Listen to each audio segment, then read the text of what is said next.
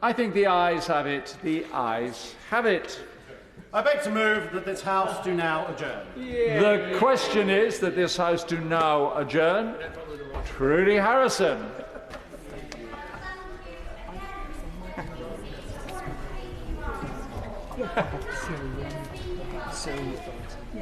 And cycling.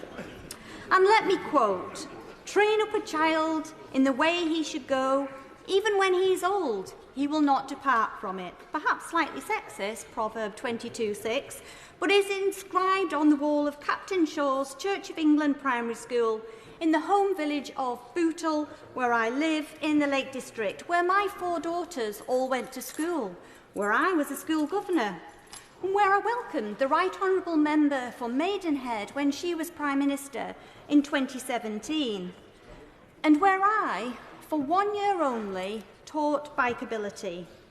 As a very small school, back in the day, we struggled to find an instructor. Determined that our children should not miss out on the essential life skills provided by bikeability, I volunteered. Now, Mr. Deputy Speaker, there are many terrifying things that we all do in life. Some might say that speaking from these benches, or perhaps from the dispatch box, fit into that category. But let me tell you that when your school has just 14 children and you have the responsibility of the entirety of years 5 and 6, taking them out on the A595 really was quite terrifying.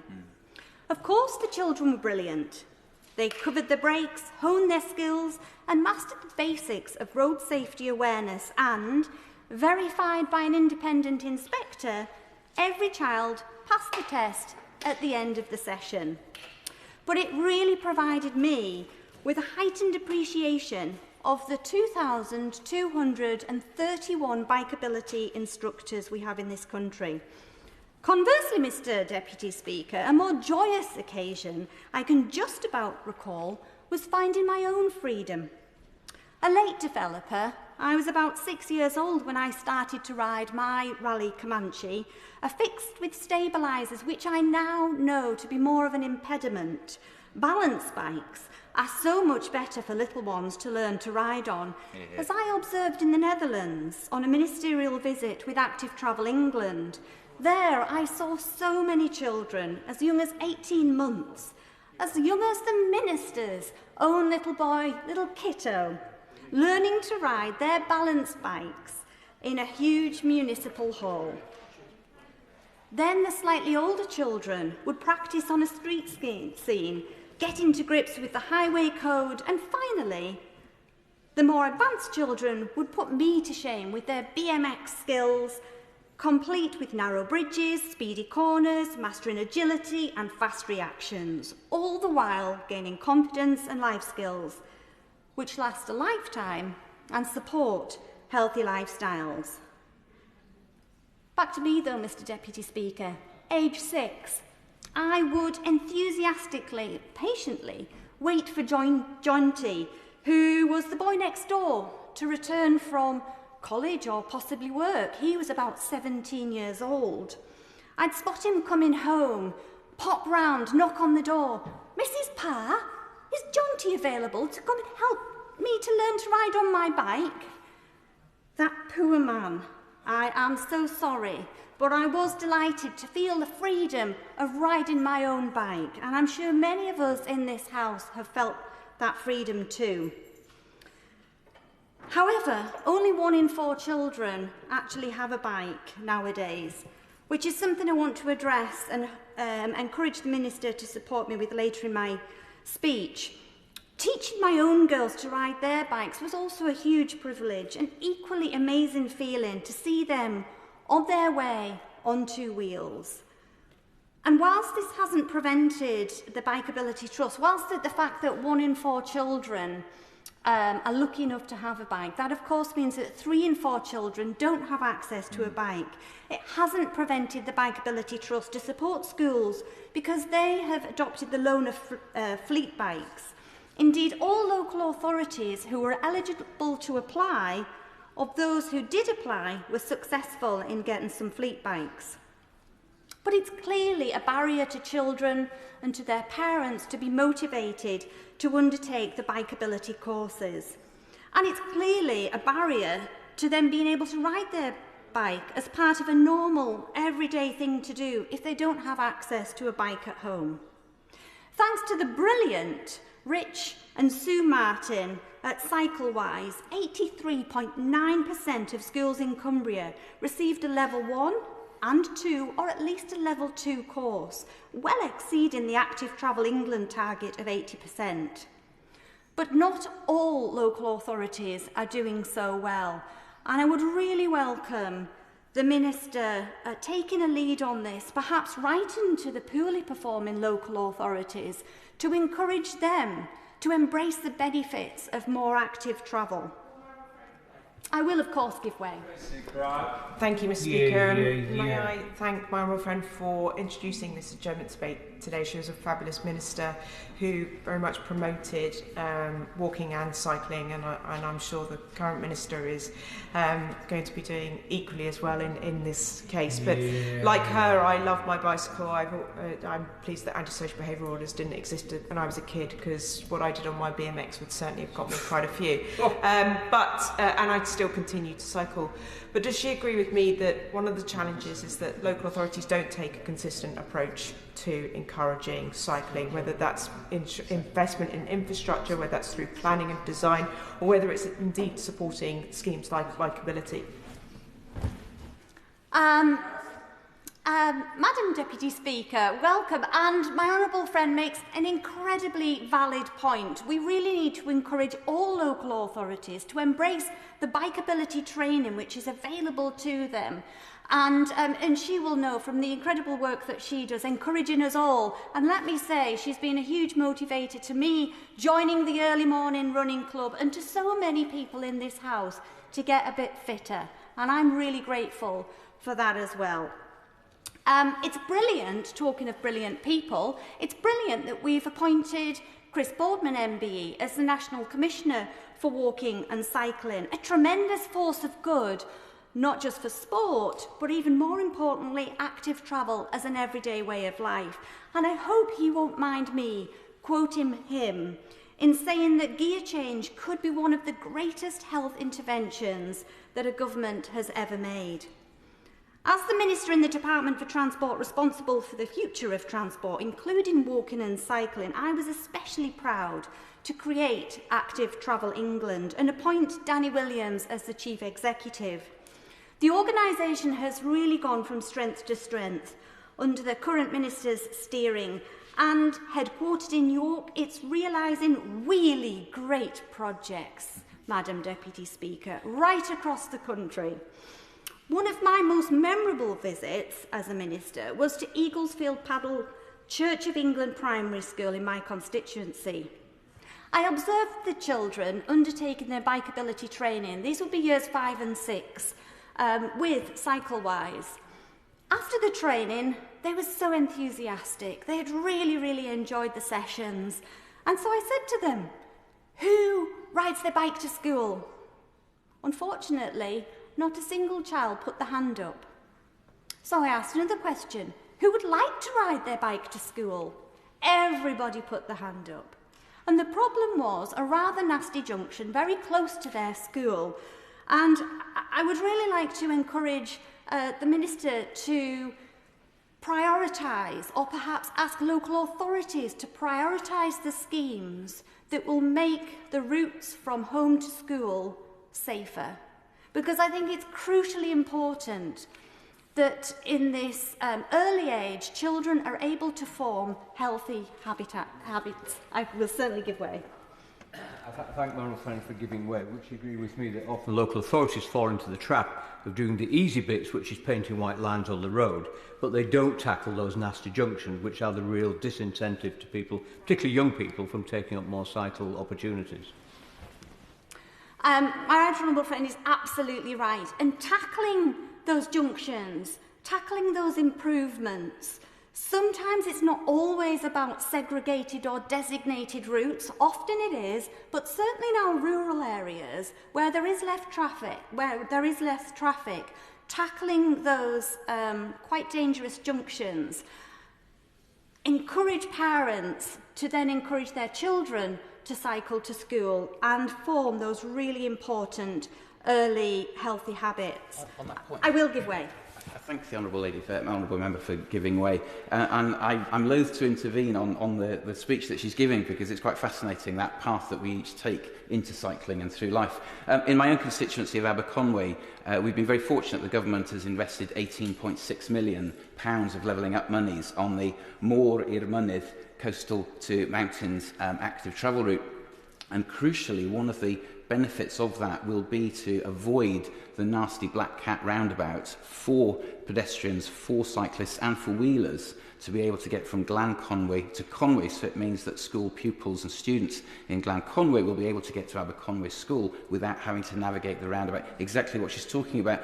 My question, though, is this point about the rurality, because in rural areas, those busy A roads actually are very difficult to get past or get around. So would you agree with me that along with the bikeability, along with the ambassadors, actually the provision of designated active travel routes is a key part to getting more people onto their bikes?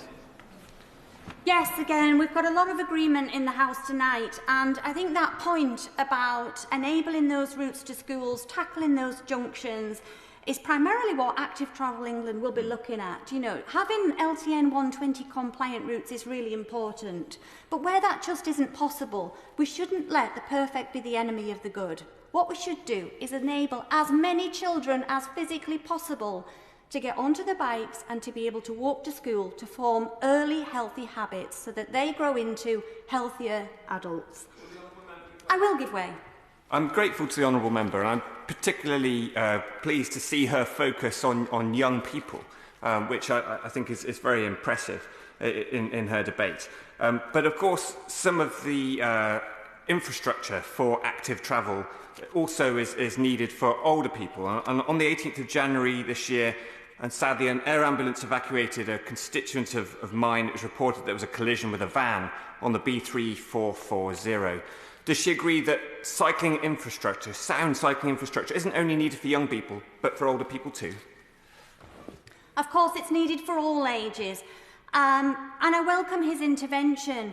My point is that when resources are stretched, when priorities need to be made, that we should prioritise those early habits, because those children will grow into adults. And I think it is an absolutely crying shame that in this country, about 25 limbs are amputated every day on average as a result of diabetes.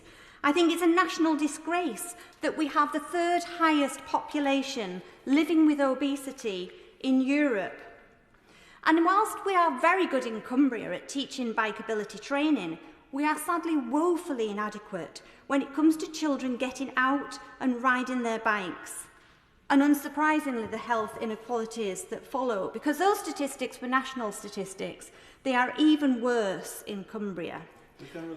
I will give way. Just the conversation at the moment is very much about cycling. And I think we just need to remember the walking as well. You know, I have in Trimden, which is one of my villages, again, we talk about A roads. It's a B road that goes straight through the village at pace. And the village is on this side, and the play area is on this side. And a little stepping stone to get across has been proposed for many times. But if we could get those sort of things in, it builds the habit of walking, which builds the habit of enjoyment and moving around. I think that's part of what the agenda is that the lady's trying to get to. Yes, he's absolutely right. And whilst I've been focusing on cycling so far, I will come on to walking. I will entertain the House with my walking adventure all the way from St Bees in my constituency right over to Robin Hood's base, some 195 miles. But yeah, the infrastructure for walking and cycling is vitally important. I think we're having a debate about active travel, which is a very, very important debate to have. But I think even more pressing, and if I could ask the Minister to have discussions with his counterpart in DEFRA, more pressing is the growing mountain of ultra-processed foods we now consume in this country.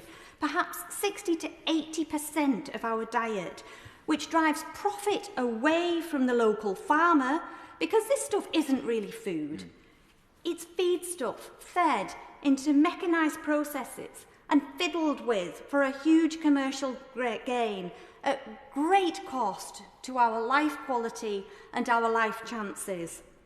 So rather than the local farmer benefiting from the food produced sustainably, Big Pharma profits from the pills and potions prescribed to patch the problem. Thank God for social prescribing. I think this is a fantastic intervention that the government has made, and also I'm delighted to work with people like Andrew Denton, Jim Burt, William Bird, just a few of the geniuses I've had the pleasure of working with recently, trying to create a more naturally healthy Britain. As part of the Roots to Roots campaign, the ask of DFT includes changing the funding model so that 5% of the road budget is dedicated to supported active travel, creating safer walking and cycling routes, including better lighting and surfacing, and repairing potholes, which are a menace to all road users, and an adoption of 20 is plenty, not everywhere, but outside schools, where it really, really matters. This would have multiple benefits, improving air quality around schools, which are usually in the centre of communities, and making more road space and pavement space, so important for walking. And importantly, for young children developing the habits that will last them a lifetime, to develop healthy, active habits. The reality is today that as a country on average, around a quarter of children are living with obesity when they start school at about age 4 or 5. But the real tragedy is that 35%, over a third of children, are leaving primary school living with obesity. Those figures are alarming, but in Cumbria, again, unfortunately, it's even worse. And the vast majority of children will grow into adults who suffer further health issues as a result of those formative years. So whilst I may be asking the Transport Minister to overstep his mark, it would be helpful if he could perhaps write to Ofsted.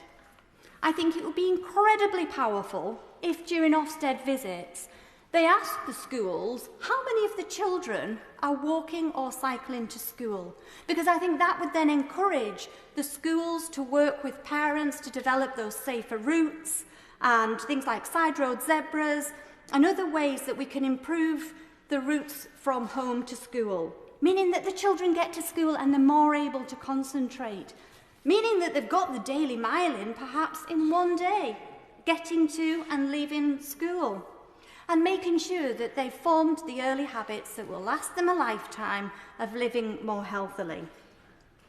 If we can, of course, I'd be delighted to give way. I'm listening to her contribution with real great interest, because I actually spend most of my time scrolling through social media looking at Cumbria and trail running and walking and cycling, and I find it astonishing that actually many people that live there and reside there don't have that same sort of accessibility that I desire every day to go and visit. She knows that I want to go and visit her constituency on a regular basis. So why is there a disconnect between what those of us who don't live in Cumbria, who want to go to Cumbria to participate in all these activities, versus the local community? She raises a very good point, and it was also raised by my honourable friend about rurality, because of course people in rural areas are more dependent on cars. We have less public transport, so our roads are more busy. We perhaps have more roads where the speed limit is 60 miles per hour, and I'm delighted with the highway code changes. I can really tell a difference. I was out on my bike at the weekend. I could really tell a difference. Those motorists who knew about the changes, who knew they needed to give cyclists more space, make me feel so much safer.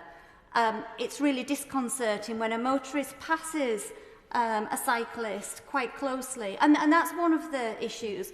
I also think the distances that are needed to travel as well. But if I'm really honest, I just don't know, is the answer, Madam Deputy Speaker, to the very valid question that my honourable friend asks. I just don't know why more people don't feel able to make use of 32 miles of rugged coastline, of the mountains, of the fells, of the countryside that is so accessible in the Lake District. And I think the most important thing we can do is to enable the little children, even the pregnant mums, and really focus the effort, which is why I will be seeking a conversation with my right honourable friend, the Minister responsible for babies. I think it's so important, as I've said many times already, that we support the formation of very early habits and ensure that they are healthy habits which last a lifetime into adulthood. I think if we can crack the far too cheap and easily available ultra-processed foods, if we can stick with the really great gear change programme, in case you didn't get that pun the first time, if we can ensure that Active Travel England is resourced and supported, as it has been into the future, and Bikeability has the ability to teach all children those essential skills, if we value the work of Cycling UK, Sustrans, British Cycling, Active Travel England, the Conservative Environment Network, there are so many brilliant organisations, and Bikeability, who are doing so much good to roll out better networks, better education and more encouragement. I think there are huge benefits to the economy as well, of a healthier population, of reduced air pollution, of less congestion. That means less sick days and more work days, of a longer age of mortality. More start-ups, more scale-ups, more exports of brilliant British businesses making fantastic state-of-the-art bikes, like Ribble, for example, which is my own brilliant gravel bike, and the companies that are building technical clothing, equipment, cargo bikes, trikes of all kinds. There are so many brilliant British brands. I had the joy today of speaking with the founder of Frod Bikes. Just a great example of tackling a problem, ridding young children of the stabilisers and enabling them to harness balance bikes instead, and a great company too, which is growing by the year. It's fantastic that we've committed in the Environment Act that everyone should live within 15 minutes of a blue or green space. And I welcome wholeheartedly the formation of national trails within the National Landscapes portfolio in DEFRA. I know full well that the Minister works very collaboratively and would ask him to meet with other departmental ministers, because on this subject we can really achieve a sum greater than its parts by working together.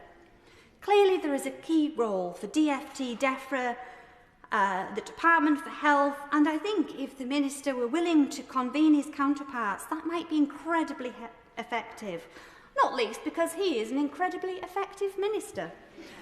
I understand that there's already an interministerial group focused on physical activity, which is good, but a focus on how we could achieve a naturally healthy Britain across transport, the environment, homes and communities, levelling up, health and the prevention agenda, education and lifelong learning of healthier habits, the sports strategy and supporting a visitor economy embracing the great outdoors. Now that, Madam Deputy Speaker, would be truly transformational. Just thinking about the tourism, in Copeland we host the Sustrans Sea-to-Sea cycle route from Whitehaven, in my constituency, over to Sunderland, and Wainwright's Coast to Coast, soon to become a national trail, from St Bees to Robin Hood's Bay. The latter I conquered last year, all 194 miles, carrying everything on our backs across the Lake District, Yorkshire Dales and the North York Moors, spending money as we went. And later this year, again, with my husband Keith, an avid lifelong cyclist, we shall be cycling the Atlantic coast between Porto and Lisbon, along part of Eurovelo 1. Just a flavour of the tourism benefits of walking and cycling. Our target in government is for half of all short journeys in towns and cities to be walked or cycled by 2030, and for 55% of 5 to 10-year-olds to walk to school by 2025. In urban areas, we're nearly there. But there is much improvement needed in rural areas, where only 17% of school journeys are walked and hardly any are cycled. And whilst the distance of, say, a mile or two may be too long to cycle in the modern world, it's perfectly possible to warm up on a bike. And can I also give a huge shout out to the technology advancements of e-cycles as well? Because hills are no problem, she says, living in Cumbria, the home of the highest mountain in England. Hills are no problem with an electric bike. You can carry cargo, you can carry the kids. When I was in the Netherlands on a ministerial visit, I stood in awe in the car park, I think it was Utrecht, one of the cities there that we visited, at the aisle of bikes, adorned with carriers of all kinds for children on the front, on the back, on the crossbar, with a tow hook, with a trailer, all manner of ways of carrying one's children. I was so impressed, and I think we could learn so much from the Netherlands. I would, if he hasn't been already, really recommend that the Minister undertake a visit.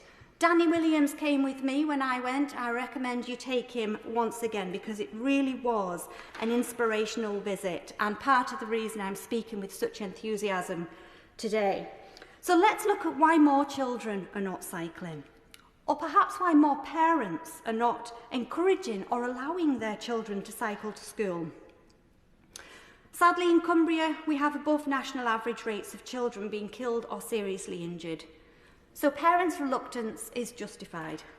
And whilst great safety improvements have been made, they have been predominantly benefiting the car occupant rather than the more vulnerable pedestrian or cyclist.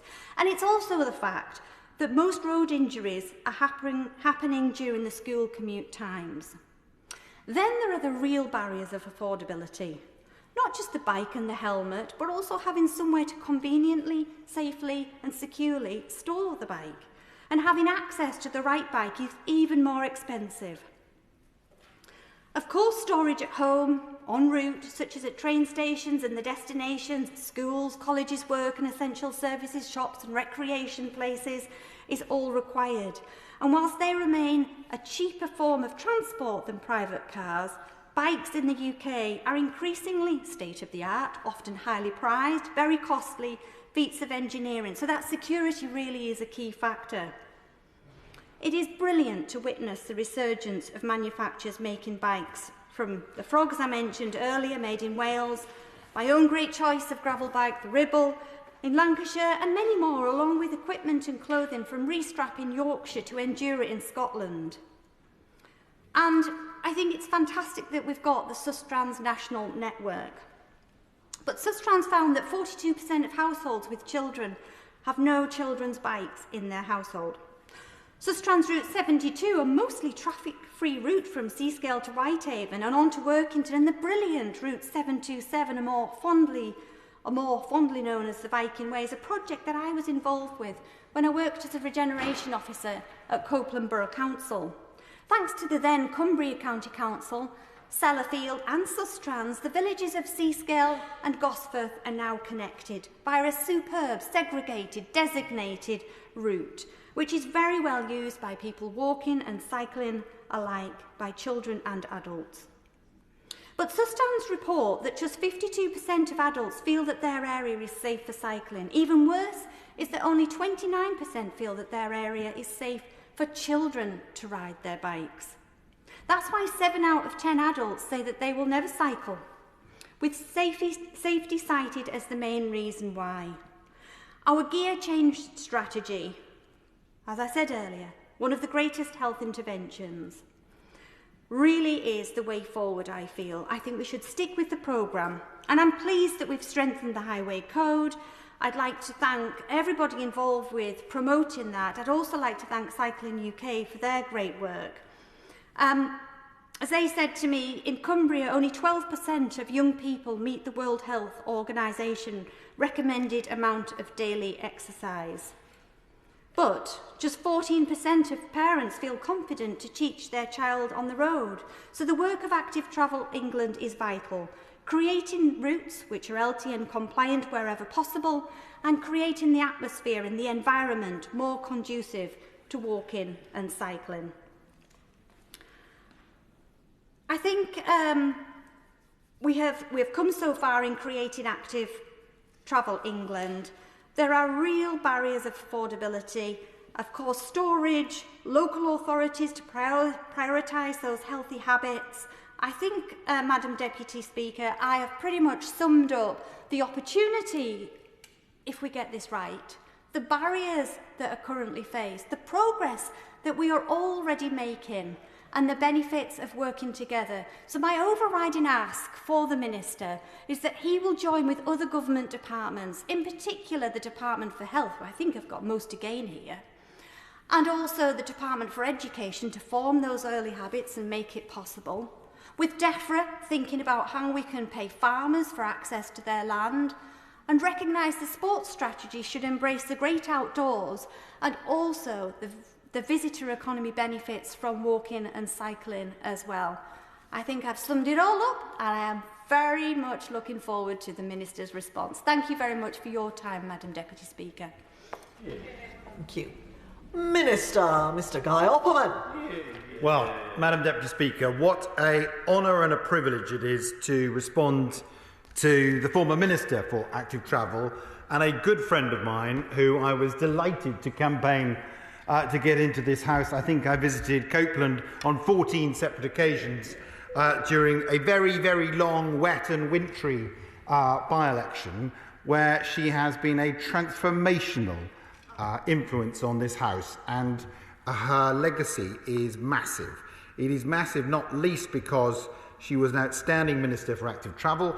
I thank her for her visit to Northumberland that she made when she came to see the benefits of the Tynedale Superhighway.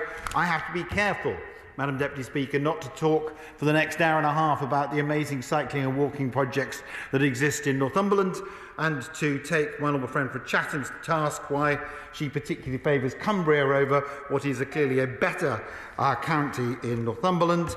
But the long and the short must surely be that she has done a massive amount to drive forward active travel in a way that she should be extraordinarily proud of.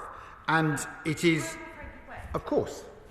I think it would be only right to, because Madam Deputy Speaker cannot say herself, to note that Ride London now goes through Madam Deputy Speaker's constituency and is in itself an excellent part of the country to also be cycling in. So she's actually done a very good Radio 2 link to what I was going to talk about, is that as the Minister for Active Travel, I am delighted to say I have done the Ride London. On several occasions, I've done the Hayden 100 in my constituency, and the most interesting of all, of course, is the Dunwich Dynamo, which is, for those of you who haven't done, which is undoubtedly the most iconic cycling race of all time, which is the attempt by over 5,000 people, unsupported, to leave a Hackney pub in the shortest night of the year and cycle totally unsupported from Hackney all the way to Dunwich in Suffolk, 120 miles through the night. Your instructions are literally an envelope. It is, without a shadow of a doubt, in my opinion, the most fearsome and amazing cycle trip you could possibly be part of. The Ride 100, though, is obviously a massive boost to the local economy as well, and extols the local virtues of various things. My honourable friend asked me to go to Holland to do a cycle trip with Danny Williams, the amazing Chief Executive, who I endorse her assessment as well. I have to confess that about 20 years ago, long before I came to this place, I did the trip from Zandvoort, which is on the coast, to Amsterdam on a bike, and have cycled extensively in Holland. And the bit that we should be excited about in this House is that we may go, well, the infrastructure's not quite there. We want to do more cycling and walking. We want things to be better. We want active travel to be more impressive. We want the opportunities to be better. But you only have to look back at the situation Holland was in, literally only 30 and 40 years ago. The degree to which their infrastructure has transformed the nation and has transformed the way in which that community and that nation's populace actually gets about is totally tangible. And you can see the change. It is a change that we are on. We are some years behind them, but it is an objective and an ability that we should strive to achieve and to emulate. She spoke glowingly about the coast to coast, and I endorse, having done it, the quality of it. I trump her 190 miles with the 268 miles of the Pennine Way, which I was delighted to do with my honourable friend the first day from Sheffield Central from the Labour Party, who is a good friend of mine, who is also standing down, sadly, when we were both trying to raise money for brain tumours, having both suffered from that. And it is unquestionably right that the transformation of the visitor economy and the tourist boost that cycling and walking has is absolutely game-changing. There's no doubt whatsoever, and we should be fully behind that. It is why I invited her to Northumberland to get behind the Tynedale Superhighway. It's why this government has given £9 million for the Hexham to Corbridge cycle route that is ongoing, and it's why the LC whips that she talks so glowingly about are clearly the way ahead. And I of course, I've got plenty to get through, but I will definitely... I'm grateful to the Minister for giving way, and he talked about LC whips at the last adjournment debate of 2023, which was on the subject of transport infrastructure in Columpton. And I can remember him saying at that time that the LC whip for Columpton would be consulted on, and it's true that consultation concluded earlier this month. I wonder, can his department work with Devon County Council to make sure that the walking and cycling infrastructure around Columpton extends all the way to Tiverton, to Willand and to Uffcombe? Well, clearly, I will await the information put forward by the local authority, but it is unquestionably the case that we are trying to take the LC whips and to make sure that there is the best usage of local infrastructure and the best enhancement and improvement of local infrastructure. And I await to see what it is that they have proposed. In terms of the point that my honourable friend was making in relation to the schools, clearly the 20-mile-an-hour zone around schools is something surely that we can all get around and behind. It is unquestionably the case as well that where local authorities can prioritise LC whips around schools, in my opinion, they should be doing so. And if that message has not gone out, I'm happy to be the one to make that particular point. I've been asked to do an awful lot of writing to an awful lot of people, and I wanted to try and address a few of those points, which is the first and foremost should surely be that all cycling and walking benefits and has a massive impact on health. And it is right that she identifies the fact that if we want a healthier Britain, we want to see more people cycling, more people walking. And the evidence is overwhelming that regular physical activity of any shape or form reduces the risk of type 2 diabetes by up to 40% and cardiovascular disease by up to 35%. And she is right that sadly there are far too many obese children in our schools, and there are far too many people, much to the consternation of my old friend from Chatham, who are not taking advantage of, bluntly, the great outdoors. We have to change that. We have to try and change the perception, and we have to get this country out of the torpor that it descended into slightly during COVID. I will bring it away. He's making an absolutely excellent point on the value of the great outdoors and of being active. And I know this is not his department, but would he also agree with me that approximately 80% of that ill health is diet-related, and the ultra-processed foods really have a part to play in the state of the nation's health? No, I am not allowed to endorse, as a government minister, a particular book or a particular approach, because, of course, that would be genuinely wrong, because a bit like the BBC, we think that all particular organisations and all institutions and all authors have merit and everything like that. But having been given as a present Chris Van Tulleken's book on ultra-processed people and the science behind food that isn't food, I have to say I utterly endorse the point she's making. We have a genuine problem that in this country we are allowing food to be produced that is neither supporting our farmers nor is it necessarily good for our population. And there is a growing body of evidence. Clearly this is not my department, so I couldn't possibly comment as to the efficacy of the evidence and the change that should be done, but there is a growing body of evidence that says that government really has to look at ultra-processed food, what it is doing about it, and to put in better messaging. Now, that is difficult, and to pretend it's not difficult is naive, but I utterly endorse the message that we need to eat more healthily if it is at all possible, and taking out of the game some of the ultra-processed foods and the impact of those foods does seem to me a no-brainer.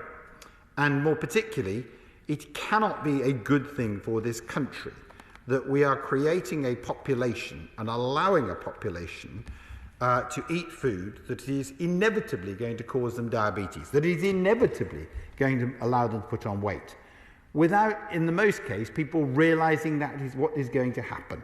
And it just can't be right, in my humble opinion, and we should do something about it. So there are a few things that I can do about it, and my honourable friend challenged me on a number of particular points.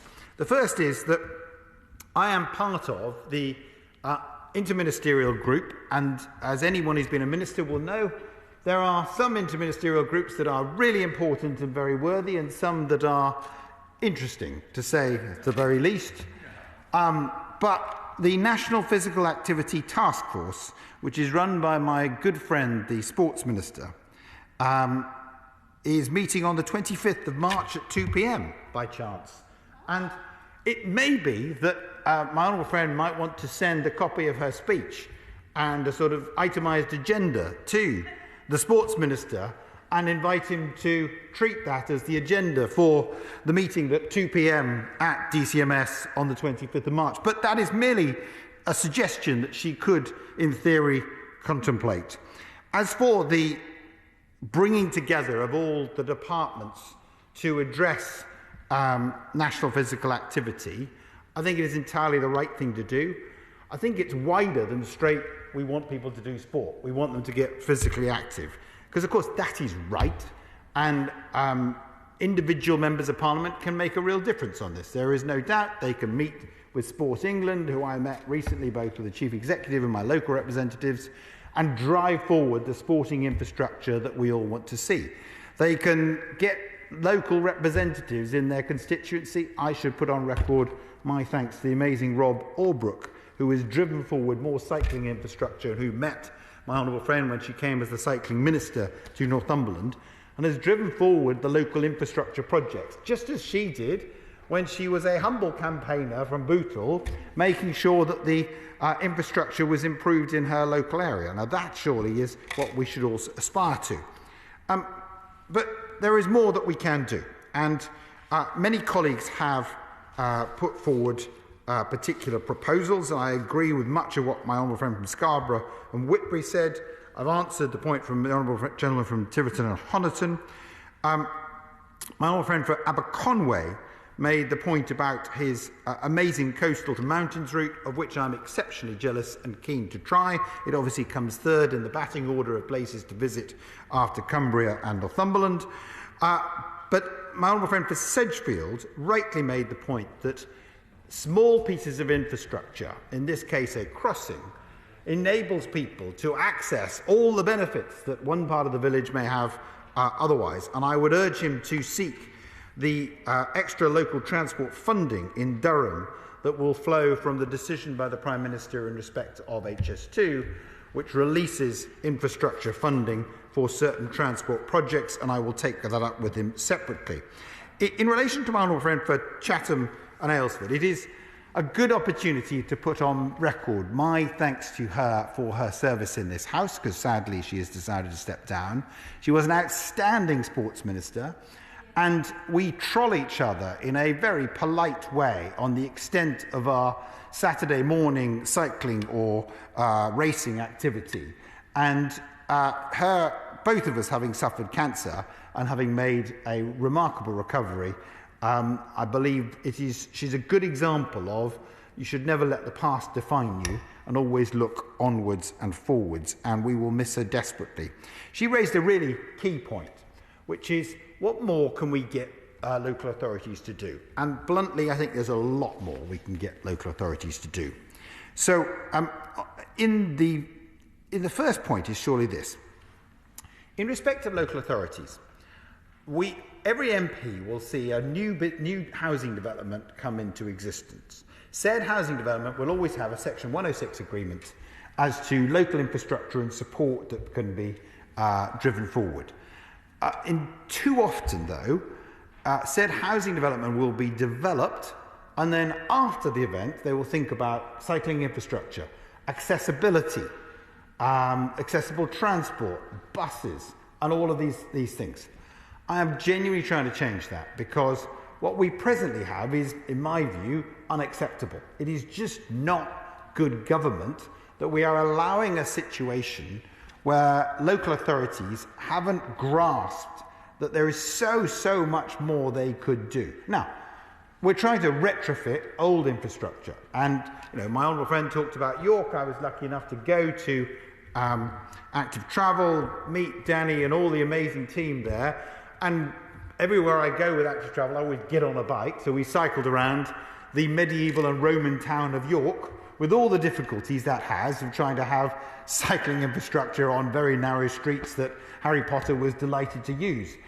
But for modern housing, we surely should get it right, whereby with modern housing, the Section 106 should include all the cycling infrastructure they need. And certainly we're trying to encourage things like Project Barrow, which is seeing the best part of 10,000 people moving to do the AUKUS project. And I know my honourable friend, the MP for Barrow and Furness, is doing great work on that to ensure that when you do big housing, the infrastructure should be part of the development. That's the first and key education, it seems to me, we need to do with local authorities. The second is, it is entirely right, we have set up this amazing thing called bikeability. Now, bikeability is fundamentally a success story, as my honourable friend rightly outlined, and it is a success story because it is encouraging more and more children to utilise cycling on an ongoing basis, get the training, do all the things. But the honest truth is, there are some local authorities who are very good. Cumbria is a great example. And there are some local authorities, Madam Deputy Speakers, who are shockers at this. I am strongly urged by officials not to name and shame them. But I am certainly going to write to every single local authority and extol those who are doing well and ask them why they're not at 100%, but also to inquire why is it when there is this amazing free government scheme to encourage our population to get healthier, fitter, and genuinely get outdoors and learn how it is that they can utilise the brilliance of being on a bicycle, they're just not taking it up. And I give my honourable friend the undertaking that I will definitely do that. She raised the issue rightly of schools, and it's true that I am not the Minister at the Department for Education. Some would say that is a very good thing. But the blunt truth is I will write to Ofsted, as she has invited me to do so, to see to what extent we can drive forward an assessment of that. And I take comfort from the Daily Mile. Now, the Daily Mile is a project that, let's be honest, originated in these islands in Scotland and then has permeated down south, and it is a massive success story. Go to a school that do the Daily Mile, every single head teacher will genuinely say the Daily Mile transforms the way the kids are being educated, it transforms their attention, it transforms their fitness, it transforms their engagement, it does them a world of good, and it is on a whole host of social and other fitness examples. It's a natural extension of what schools are doing for them to be assessed, at the very least an inquiry being made as to what they are doing to try and improve the walking and cycling at the school and the walking and cycling to school.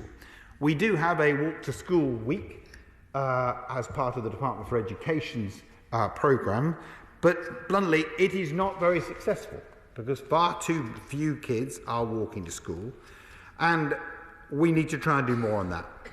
She invites me to comment also on the issue of the social prescribing, and I can tell her that on the social prescribing, under her watch, it started with a £13.9 million budget, which has been invested in 11 local authority pilots over 3 years, one of which is clearly in Cumbria, but it ranges all the way from Suffolk to Bath to Gateshead to Plymouth and all across the country.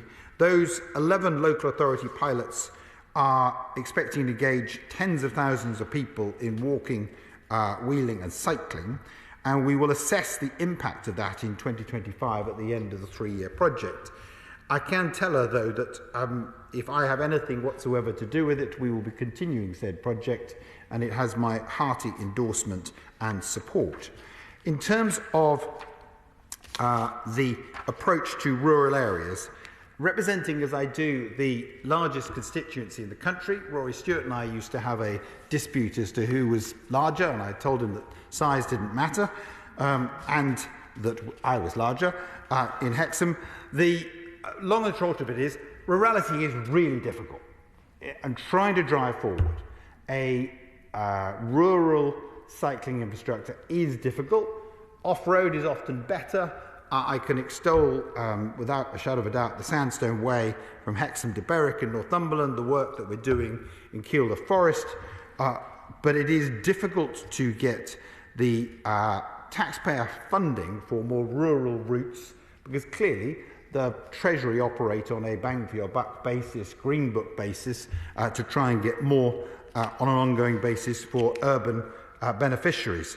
I want to finish on the key issue of funding, which is when I look at where we were with funding, say 10, 15 years ago, and less than 25, 30 million pounds being spent on cycling and walking. And I look at the budgets over the last 4 or 5 years of up to 300 million pounds, the 200 million pounds that we have on an ongoing basis with active travel. We have come a long way. Do we have further to go? Of course we do. But it is the direction of travel. On a debate about cycling and walking, the direction of travel is surely important, is utterly, utterly, utterly clear. And we are investing more than any previous government. We've got a project over £3 billion will be invested in active travel up to 2025 across government, including from the City Regional Sustainable Transport Settlements and the Levelling Up Fund. And there is also further funding opportunities through Network North in future years.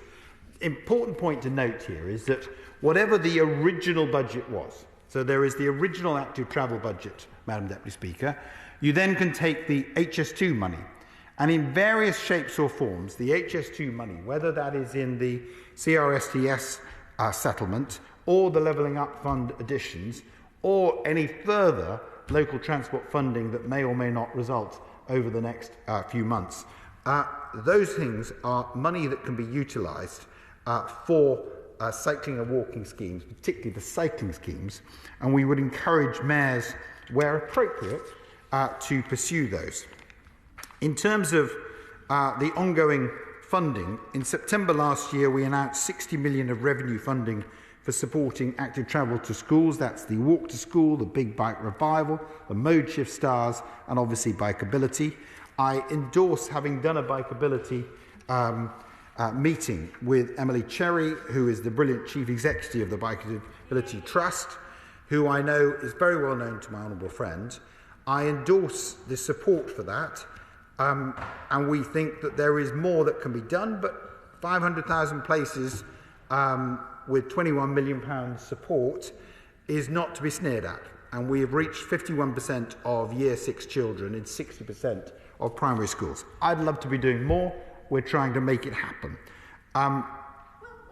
Of course. Briefly on that point, could I also congratulate the department and Bikeability and absolutely the wonderful Emily Cherry for recognising the difference it can make to children with special educational needs and disabilities to learn to ride a bike or a trike that's right for them, and the huge improvements that have been made in creating a more accessible Bikeability. Well, she's right. Bikeability is transformational. We need to do it bigger and better and more widespread. But it also requires a change in the great British public. So it requires mums and dads, first and foremost, to say this is a thing that we want to get behind. It requires head teachers to say this is a thing that we want to get behind. And it requires local authorities to say this is a thing we want to get behind. I think we can do that. And the direction of travel is good. She's right to praise Emily Cherry and Danny Williams and all the active travel team. And I met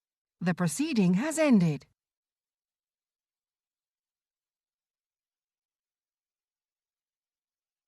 The proceeding has ended.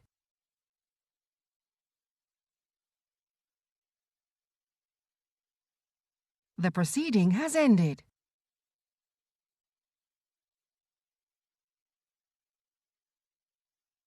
The proceeding has ended.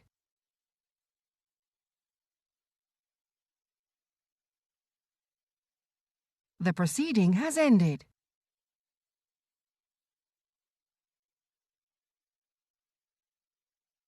The proceeding has ended.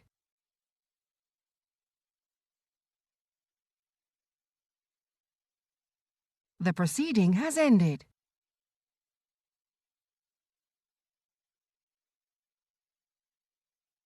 The proceeding has ended.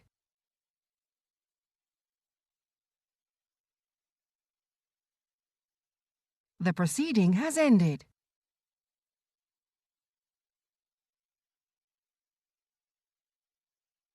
The proceeding has ended.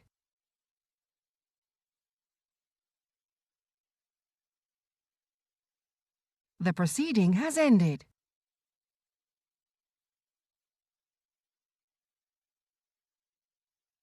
The proceeding has ended.